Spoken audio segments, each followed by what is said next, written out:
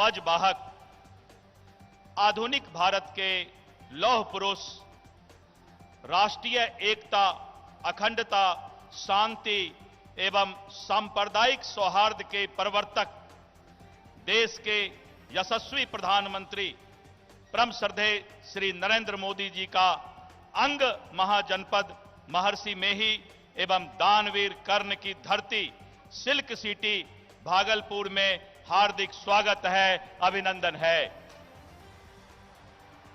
श्रद्धेय नरेंद्र मोदी जी को भागलपुर की जनता अपने बीच पाकर प्रफुल्लित है, क्योंकि आप बार बार भागलपुर आकर यहां के जनता को अपना प्यार देते हैं, अपना स्नेह देते हैं। इसलिए भागलपुर की जनता आज बहुत ही अपने आप को सौभाग्यशाली मान रही है। अब मैं बिहार के लोकप्रिय मुख्यमंत्री, विकास की धारा को जन जन तक पहुंचाने वाले, गरीबों की चिंता करने वाले और अंतिम पंक्ति में बैठे हुए लोगों को मुख्य धारा से जोड़ने वाले ऐसे विकास पुरुष बिहार के माननीय नीतीश कुमार जी, जो हमारे लोकप्रिय मुख्यमंत्री हैं, उनका मैं हार्दिक स्वागत करते हुए अनुरोध करता हूं कि वो हमें संबोधित करें। एक बार जोरदार नारा लगाएं, नरेंद्र मोदी जिंदाबाद, नीतीश कुमार जिंदाबाद। माननीय श्री नीतीश कुमार जी।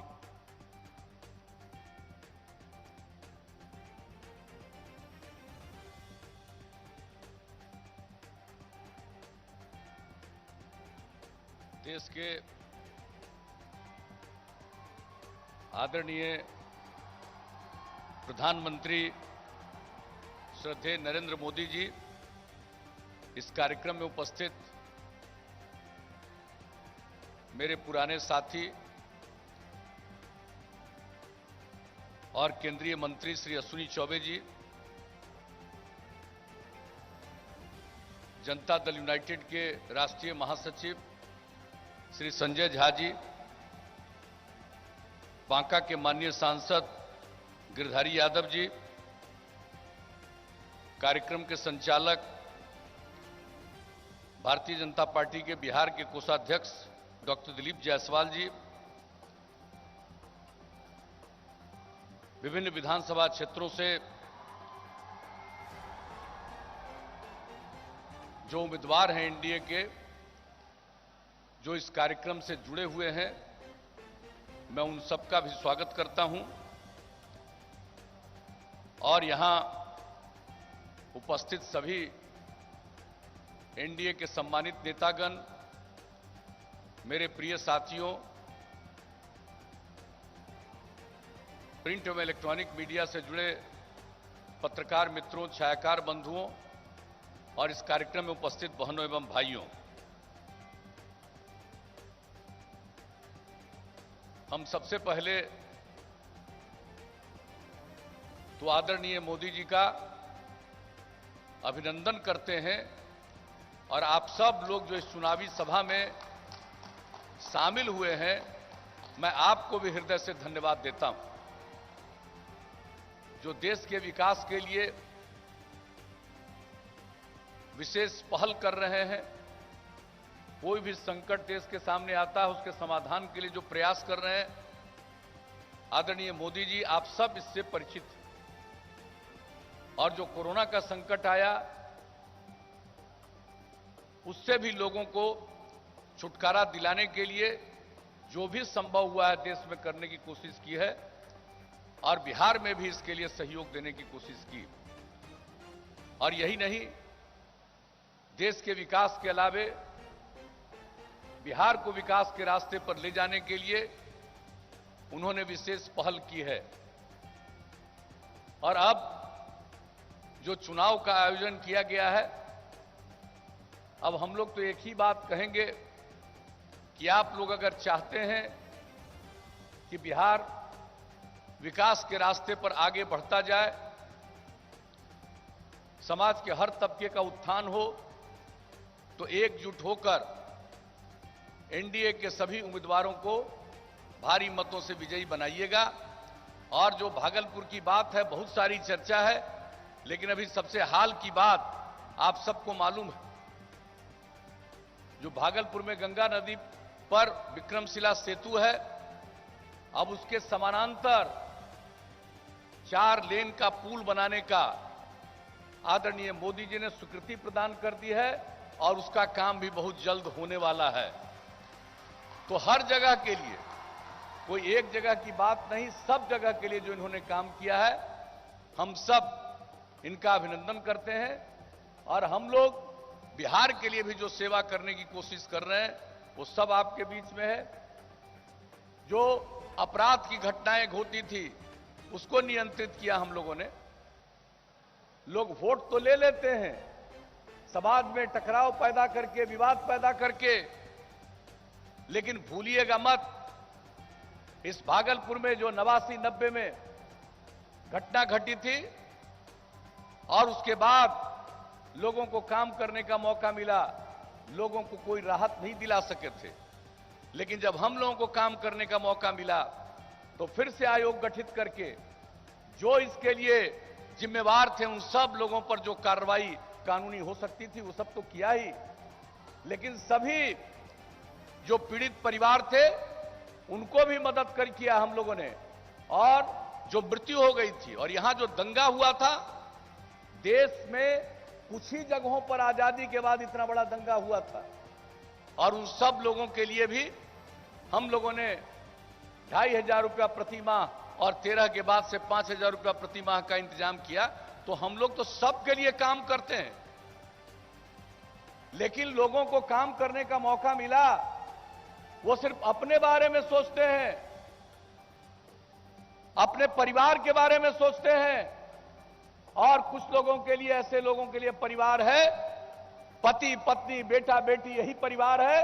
और हम सब लोगों के लिए पूरा बिहार एक परिवार है, और हर सदस्य की रक्षा करना, हर सदस्य की सेवा करना हम लोगों का फर्ज है, यही हम लोगों का कर्तव्य है, और आपकी सेवा करना ही हम लोगों का धर्म है। इसलिए आपके बीच में हम तो अपील करते ही हैं, लेकिन हम सब आए हैं अभिनंदन करने आदरणीय मोदी जी का, जो समय निकाल करके बिहार के चुनाव के लिए भी समय निकाल करके आए हैं, और आप लोगों से अपील करेंगे और जो काम है उसकी चर्चा करेंगे। तो इसलिए हम तो यही आपको कहने आए हैं कि भाई एकजुट होकर के समाज के हर तबके के लोगों से अनुरोध करेंगे, एकजुट होकर के बिहार को नई ऊंचाइयों पर ले जाना है और आगे विकास के रास्ते पर इसको चलना है, सबको विकसित करना है, सबकी आमदनी बढ़ाना है। तो इसके लिए एक एक वोट आप एनडीए के उम्मीदवारों को दीजिएगा। इन्हीं शब्दों के साथ आप सब यहां पर उपस्थित हुए हैं श्रद्धेय मोदी जी की बात सुनने के लिए, हम लोग भी बात सुनने के लिए हम लोगों की भी रुचि रहती है। तो इन्हीं शब्दों के साथ मैं पुनः आदरणीय मोदी जी का अभिनंदन करता हूं, और आप सबको यहां की उपस्थिति के लिए भी आपका भी अभिनंदन करता हूं, और इन्हीं शब्दों के साथ अपनी बात समाप्त करके अब मैं आप सबसे इजाजत लेता हूं।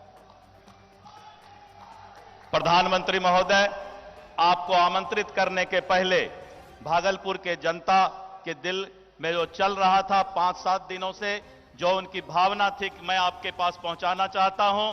इस बार जो प्रधानमंत्री नरेंद्र मोदी जी हमारे बीच आए हैं, राम लल्ला के लिए राम मंदिर का शिलान्यास करके आए हैं। यहां की जनता इसीलिए बहुत खुश है। इस बार जो प्रधानमंत्री जी आए हैं, 370 धारा और एनआरसी की समाप्ति करके, वो हमारे नरेंद्र मोदी जी आए हैं।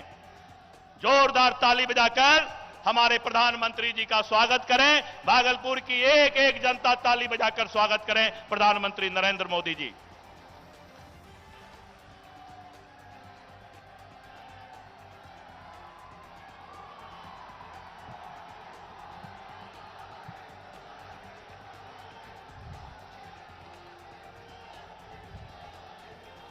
भारत माता की,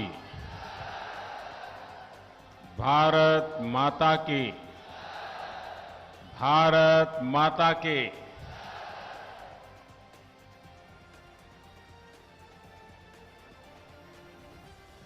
हो भाई बहन, सब हमें दानवीर कर्ण के ये चंपा नगरी, आरो मंदार पर्वत, बाबा बासुकीनाथ,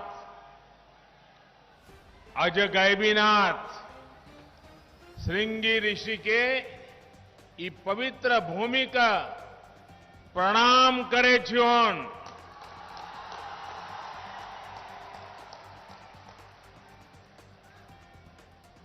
बिहार के लोकप्रिय मुख्यमंत्री मेरे मित्र श्रीमान नीतीश कुमार जी,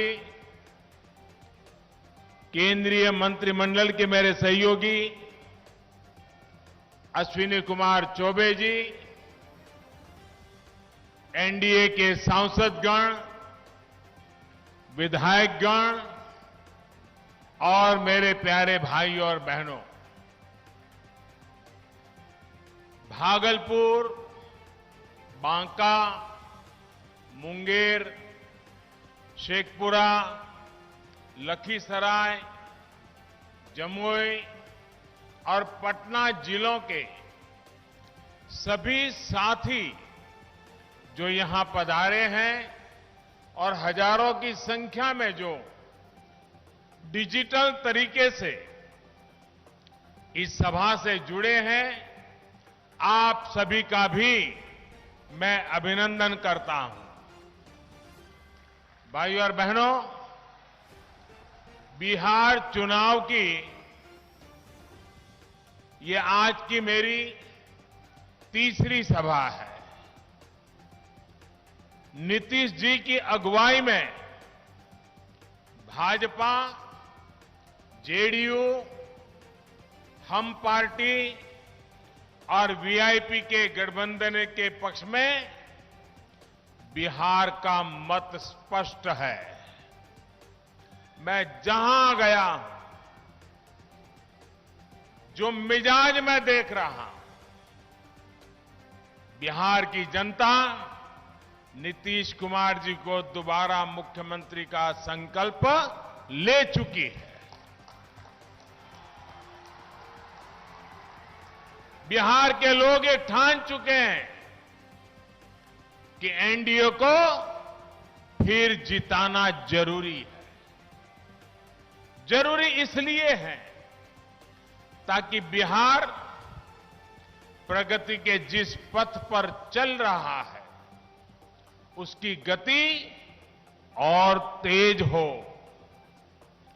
जरूरी इसलिए है ताकि देश को सशक्त करने के लिए जो फैसले लिए गए हैं वो बिहार में भी तेजी से लागू हो, वरना एनडीए के विरोध में आज जो लोग खड़े हैं वो देश हित के हर फैसले का विरोध कर रहे हैं। जम्मू कश्मीर से धारा 370 हटाने का फैसला हो, ये लोग विरोध कर रहे हैं। 3 तलाक के विरुद्ध कानून बनाकर मुस्लिम महिलाओं को नए अधिकार देना हो, ये लोग विरोध कर रहे हैं। भारत की जांबाज सेना आतंकियों पर कोई कार्रवाई करे, सरहद पर तिरंगे की शान बढ़ाए, ये लोग विरोध में हैं। सुप्रीम कोर्ट अयोध्या में भव्य राम मंदिर बनाने को कहे, ये लोग उसका भी विरोध करते हैं। राष्ट्रहित में कोई भी कुछ भी फैसला ले, ये लोग विरोध में है। हमेशा विरोध में रहने वाले ये लोग बिहार को विकास नहीं, बर्बादी के पुराने रास्ते पर ही ले जाएंगे।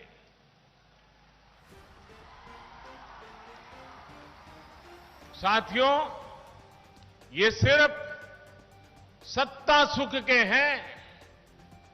आपकी जनता की सेवा से, आपकी जरूरतों से इन लोगों का कोई सरोकार नहीं है।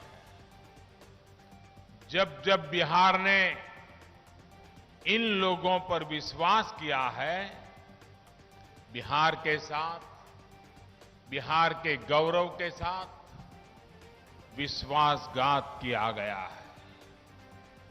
बिहार को लूटकर इन लोगों ने अपने परिवार की तिजोरियां भरी हैं, अपने रिश्तेदारों को अमीर बनाया है। समाज के अन्य वर्ग, हमारे दलित, महादलित, पिछड़े, अति पिछड़े, आदिवासी, गरीब, इनके परिवार की चिंता इन लोगों ने कभी नहीं की। सिर्फ अपना परिवार का भला, सिर्फ अपने रिश्तेदारों का भला, इससे आगे कुछ नहीं। साथियों, बिहार वो स्थान है जहां लोकतंत्र के बीज बोए गए थे। क्या जंगल राज में कभी भी विकास और लोकतंत्र के मूल्य फल फूल सकते हैं? बिहार भ्रष्टाचार मुक्त शासन का हकदार है। इसे कौन सुनिश्चित करेगा? खुद भ्रष्टाचार में लुप्त लोग या भ्रष्टाचारियों से लड़ने वाले लोग? बिहार विकास का हकदार है। विकास कौन सुनिश्चित करेगा? वो जिन्होंने केवल अपने परिवार का विकास किया, या वो लोग जो लोगों की सेवा में अपना परिवार भी भूल गए? बिहार रोजगार और उद्यमिता का हकदार है। ये कौन सुनिश्चित कर सकता है? वो जो सरकारी नौकरी देने को रिश्वत कमाने का जरिया मानते हैं, या वो जो लोग बिहार की ईज ऑफ डूइंग बिजनेस को बेहतर बनाने और स्किल मैपिंग का काम कर रहे हैं। बिहार निवेश का हकदार है।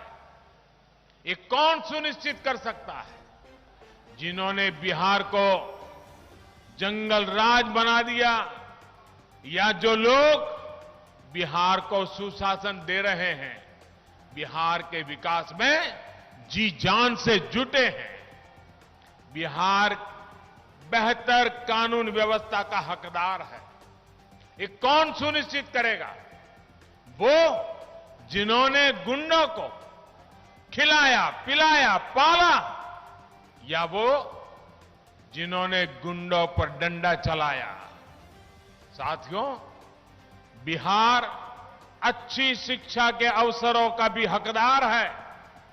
क्या ये उन लोगों द्वारा सुनिश्चित किया जा सकता है जिन्हें शिक्षा का महत्व ही नहीं पता?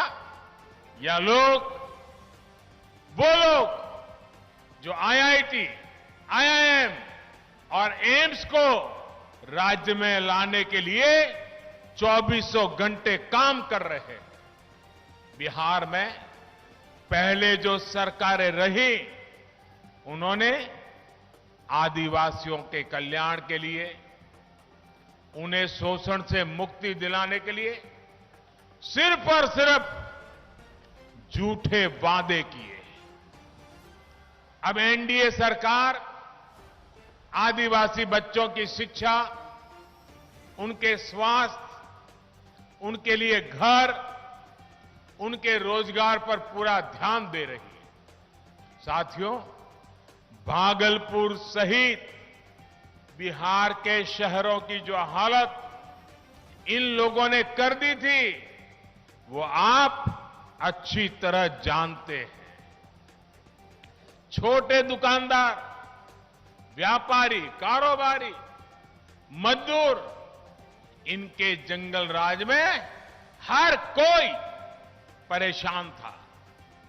इसी का नतीजा था कि भागलपुर, मुंगेर सहित यहां के तमाम जिलों में सिल्क के अलावा दूसरे उद्योगों के लिए भी जो अवसर थे, वो खत्म होते गए। भाइयों और बहनों, सामान्य जन की सुविधा के लिए बिहार के युवा के रोजगार और स्वरोजगार के लिए बिहार के इंफ्रास्ट्रक्चर पर ध्यान देना बहुत जरूरी था। इसी सोच के साथ बिहार के लिए 1.25 लाख करोड़ रुपए का प्रधानमंत्री पैकेज घोषित किया गया। बीते सालों में बिहार में 3,500 किलोमीटर के राष्ट्रीय राजमार्ग या तो बने हैं या फिर उनको चौड़ा किया जा रहा है। भागलपुर से गुजर रहे राष्ट्रीय राजमार्ग के चौड़ीकरण के लिए भी अब स्वीकृति दी जा चुकी है। इस नेशनल हाईवे का लाभ भागलपुर और बांका के साथ साथ आसपास के कई जिलों को होगा, हमारे व्यापारी कारोबारी साथियों को होगा। लगभग 750 किलोमीटर से ज्यादा रेलवे लाइनों के चौड़ीकरण, बिजलीकरण और ओवरब्रिज बनाने का काम भी बिहार में तेजी से पूर्णता की तरफ आगे बढ़ रहा है। साथियों, बीते वर्षों में गंगा जी के ऊपर ही 1.5 दर्जन करीब पुल या तो बन चुके हैं या फिर काम चल रहा है। आज गंगा जी पर औसतन हर 25 किलोमीटर पर एक पुल बनाया जा रहा है। पास में मुंगेर में रेल महासेतु पहले ही पूरा हो चुका है। कुछ दिन पहले ही विक्रमशिला सेतु के समानांतर 4 लेन के नए पुल का काम भी शुरू हुआ है। ये पुल जब पूरी तरह से बनकर तैयार हो जाएगा तो भागलपुर की दूसरे जिलों से कनेक्टिविटी और बेहतर हो जाएगी। इससे उत्तरी बिहार से झारखंड आना जाना भी आसान होगा। विशेष रूप से हमारे व्यापारियों और शिव भक्तों को इससे बहुत सुविधा होगी। गंगा जी के अलावा किऊल नदी और कोसी नदी पर भी पुलों का विस्तार किया जा रहा है। भाइयों और बहनों, भागलपुर सहित बिहार के अनेक शहर और व्यापारिक केंद्र गंगा जी के किनारे बसे हुए हैं। आज हल्दिया और वाराणसी के बीच वाटरवे पर व्यापारिक जहाज तो चलने ही लगे हैं। इसे अब और बड़े जहाजों के लिए भी तैयार किया जा रहा है। इससे भागलपुर को भी सस्ती और कम प्रदूषण वाली कनेक्टिविटी मिलेगी। भाइयों और बहनों, अभी जो हाल में ही देश की कृषि को आधुनिक बनाने के लिए बड़े सुधार किए गए हैं, उनका भी लाभ बिहार के किसानों को होगा। मंडियों से जुड़ा कानून तो यहां पहले ही खत्म कर दिया गया था। अब बिहार में कृषि इंफ्रास्ट्रक्चर पर और तेजी से काम होने की संभावना बनी है। अब बिहार के गांवों में, छोटे शहरों में कोल्ड स्टोरेज की व्यवस्था का और विस्तार होगा। जो नए कानून बने हैं, कृषि कानून, उससे यहां के आम, मक्का, लीची, केले की पैदावार करने वाले किसानों को बहुत मदद मिलने वाली है। नए प्रावधानों से खेत के पास ही स्टोरेज की सुविधाएं तैयार होगी। सरकार ने भी इसके लिए 1 लाख करोड़ रुपए का फंड बनाया है। इस फंड से किसान उत्पादक संघ यानी एफपीओस ऋण ले सकते हैं और भंडारण की व्यवस्थाएं बना सकते हैं, कोल्ड स्टोरेज बना सकते हैं। इसका बहुत बड़ा लाभ फूड प्रोसेसिंग सेक्टर को भी होगा। जब फूड प्रोसेसिंग से जुड़ी कंपनियां यहां आएगी तो किसान की आय में भी बढ़ोतरी होगी। साथियों, एनडीए के विरोधी दल जब किसानों के लिए कुछ कर नहीं पाए तो अब किसानों को लगातार झूठ बोलने में जुट गए। आजकल ये लोग एमएसपी को लेकर अफवाहें फैला रहे हैं। भाइयों और बहनों, ये एनडीए की ही सरकार है जिसने किसानों को लागत का 1.5 गुना एमएसपी देने की सिफारिश लागू की थी। ये एनडीए की ही सरकार है जिसने सरकारी खरीद केंद्र बनाने और सरकारी खरीद दोनों पर बहुत जोर दिया है।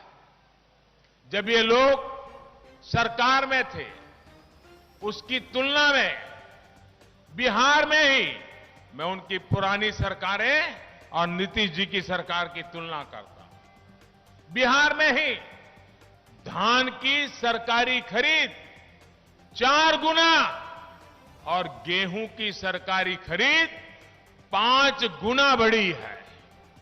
साथियों, इनके पास आज तक इसका जवाब नहीं है कि जब इनकी सरकार थी तब एमएसपी पर फैसला क्यों नहीं लिया, क्यों इन लोगों के समय में किसानों से इतना कम अनाज खरीदा जाता था, क्यों इन लोगों ने किसानों की, बिहार के किसानों की परवाह नहीं की।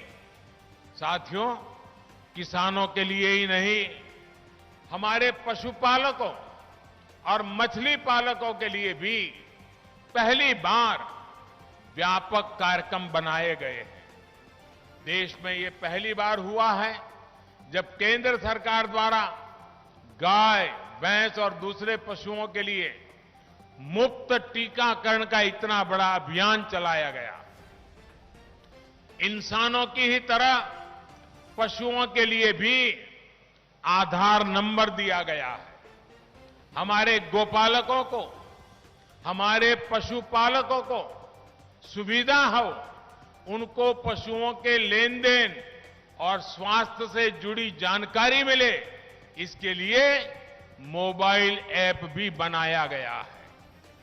डेयरी सेक्टर के विस्तार के लिए हजारों करोड़ का विशेष फंड भी बनाया गया है। साथियों, हाल ही में केंद्र सरकार ने एक और योजना शुरू की है जिसका लाभ बिहार के गांवों को बहुत ज्यादा होगा। इस योजना के तहत गांव की जमीन पर, गांव में बने घरों पर आपका कानूनी अधिकार सुनिश्चित किया जा रहा है। इस योजना का नाम है स्वामित्व योजना। इसके जरिए हर उस व्यक्ति को जिसके पास गांव में अपना घर है, जमीन है, उसे एक प्रॉपर्टी कार्ड दिया जाएगा। इस प्रॉपर्टी कार्ड की मदद से आपको बैंकों से आसानी से कर्ज मिलेगा। आपको अपने घर को लेकर किसी तरह की चिंता में नहीं रहना होगा। बिहार चुनाव के बाद, एनडीए सरकार बनने के बाद यहां भी इस योजना को लागू किया जाएगा। अभी 6 राज्यों में पायलट प्रोजेक्ट के तहत 1 लाख लोगों को स्वामित्व का कार्ड दे दिया गया है। आपके यहां भी ये बहुत तेजी से शुरू होने वाला है। भाइयों और बहनों, आज भारत आत्मनिर्भर बनने के लिए प्रतिबद्ध है। बिहार आत्मनिर्भरता के संकल्प के साथ आगे बढ़ रहा है। अगर बिहार में विरोध और अवरोध को जरा भी मौका मिला तो बिहार की गति और प्रगति दोनों धीमी पड़ जाएगी। इसलिए नीतीश जी की अगुवाई में भाजपा, जेडीयू, हम और वीआईपी के गठबंधन यानी एनडीए को एक एक वोट पड़ना चाहिए। हर एक किसी का वोट पड़ना चाहिए। एक एक नागरिक का वोट पड़ना चाहिए। और इसलिए आपको मतदान केंद्र पर वोट डालने के लिए जरूर पहुंचना है। हमें कोरोना संक्रमण से बचाव के लिए जो भी जरूरी कायदे हैं उनका हमें पूरा पालन भी करना है। अंत में एक और आग्रह मैं आपसे करूंगा। त्योहारों का सीजन है, इसलिए जो भी खरीदारी आप करेंगे अधिक से अधिक लोकल खरीदेंगे।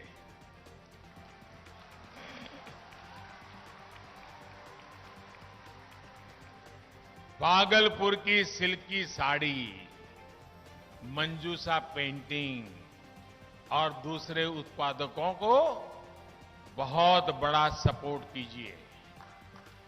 हमारे मिट्टी के हस्तशिल्पियों, दूसरे शिल्पियों के बनाए बर्तन, दिए, खिलौने जरूर खरीदिए। हम मिलकर कोशिश करेंगे तो बिहार भी आत्मनिर्भर होगा, भारत भी आत्मनिर्भर होगा। आप यहां आए, इतनी बड़ी संख्या में आए, हमें और हमारे सभी साथियों को आशीर्वाद दिया। मैं आप सबका हृदय से बहुत बहुत आभार व्यक्त करता हूं। धन्यवाद। भारत माता की, भारत माता की, भारत माता की। नरेंद्र मोदी जिंदाबाद, नरेंद्र मोदी जिंदाबाद, नीतीश कुमार जिंदाबाद, नीतीश कुमार जिंदाबाद, राष्ट्रीय जनतांत्रिक गठबंधन जिंदाबाद।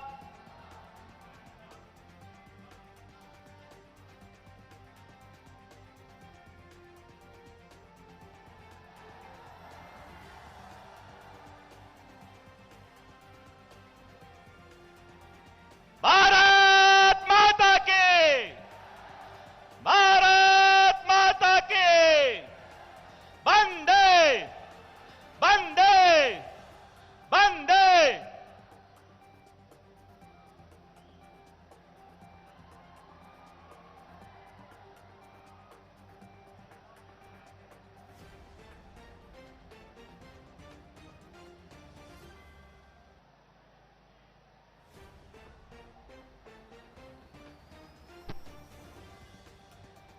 आप लोग सभी धीरे धीरे निकलेंगे। सामाजिक सोशल डिस्टेंसिंग का पालन करते हुए